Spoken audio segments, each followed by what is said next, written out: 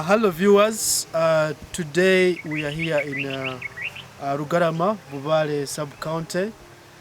We are privileged to visit one of the proposed farms for Dr. Dick, the president of UNIFE.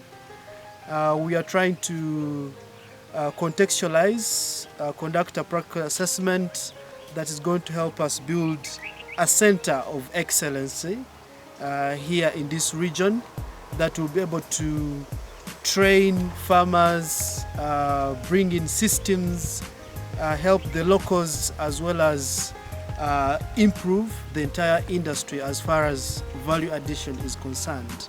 So we just had a practical assessment around the land, and this is the start of our journey that we are going to put on paper, document, and we'll be coming back on an evaluation to demonstrate the improvements that have happened on this land.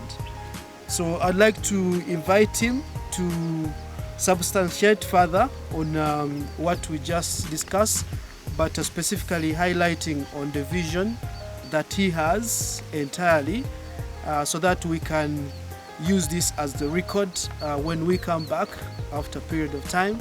We'll be discussing what has been achieved so far. Thank you, Brian. Dear viewers, my name is Dr. Dick Kamganga. I am the proprietor of Mweene Ishe Muhaya Farm. Here you are seeing, which is an integrated farm. And this farm takes the context of lead farmer that is being promoted by the Ministry of Agriculture, Animal Industry and Fisheries, literally. It intends to be a dairy hub within the Bubare sub-county and the Kashari South constituency in Mbarara district. It's one of the farms that are focusing on dairy production that I am running. What is the vision here? The vision is a big part of the bigger picture of turning Bubare sub-county into a dairy sub-county. Here we are blessed as a part of Kashari of having good pasture land. Some of you know why this was Mbarara, because of the Mburara, and the Mburara was a friend for Varisa. And because of that, we are turning this piece of land into an excellent source of animal nutrition for human nutrition as well. We anticipate the land, we anticipate the farm to grow progressively. What you're seeing behind us is maize young, which we've prepared for two purposes. Partly for silage development, and partly for maize grain, which is an input in feed production. The production metrics, our target, we are going to grow progressively. And growing progressively while modernizing, we are targeting in the first 5 years 250 animals. 250 animals to encourage young people to engage in the farming. Let me give you 3 pieces of hope for the young people, just as my closing remark on this one. Piece number 1 of hope is that Uganda is blessed with climate. Despite the changing weather patterns, we are blessed with being situated at the equator with a climate that is nowhere else in the world, and which means we are going to be capable of providing our arable land, once taken care of, arable land, once taken care of, can feed the rest of the world, maybe particularly Africa in particular. So if you want to become the next billionaire, as the president of African Development Bank has said, then you join this craft. It is not a dirty craft, but it's going to be profitable craft. The second source of hope, apart from us having a lot of arable land in Uganda, the second part of hope is population growth worldwide. Population growth is an opportunity for Uganda, simply because there will be too many mouths to feed by the year 2030, by the year 2050. Actually, African Development Bank has indicated by the year 2030, food trade in Africa would be $1.5 trillion. If you are a young person in Uganda and we are only able to get 10% of that trillion, then it's inevitable that we will create a lot of income in the country.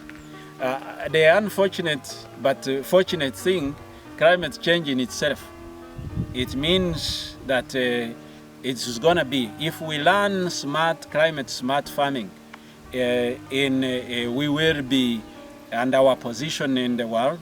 China have more than 75% of it, which consumes much of agricultural produce, is unsuitable for production. So it's much costlier to tame Chinese desert than Ugandan to sustainably produce here. So it is an opportunity for the young people to enter into this trade. I was about to forget one extra one. These young people are bringing in digital things. The digitization of agriculture is going to also create huge opportunities for young people. So I am inviting everyone, wherever you are, take the agriculture sector and agribusiness more serious. I would like finally to thank Mweene Farms, the team that has come from Kampala. They are actually all over the country right now. They are doing goat banking. But the goat banking, in simple terms, it is an investment strategy for some of you who may not want to go down on the ground, but you can invest in a goat and they look after it for you. It is transfer of risk investment, essentially. They are transferring risk to themselves and making sure you earn while seated. This is where money works for you if you invest with them. Thank you very much. Thank you so much, Brian and Dr. Dick. Hello viewers, this is Tasha Nkonda from Menigte Farms. As always, I'm so privileged always whenever I make a reconnaissance and we have a coverage. Today, as they have said, we traveled and we are at Mweene Ishe Muhaya Farm. Really, it's really amazing. After sharing with Dr. Dick, very much has been shared and it's going to be a successful journey so far that we have seen on the ground. We are here to also encourage you, most especially me, to the fellow ladies as well as my fellow youth members, to come. It's not too late for you to also begin and start up. We are here as Menigte Farms to support you and journey with you all the way. Thank you so much, and I'm just waiting for you. And want to thank the CEO of Mweene Ishe Muhaya Farm. Thank you so much for the opportunity.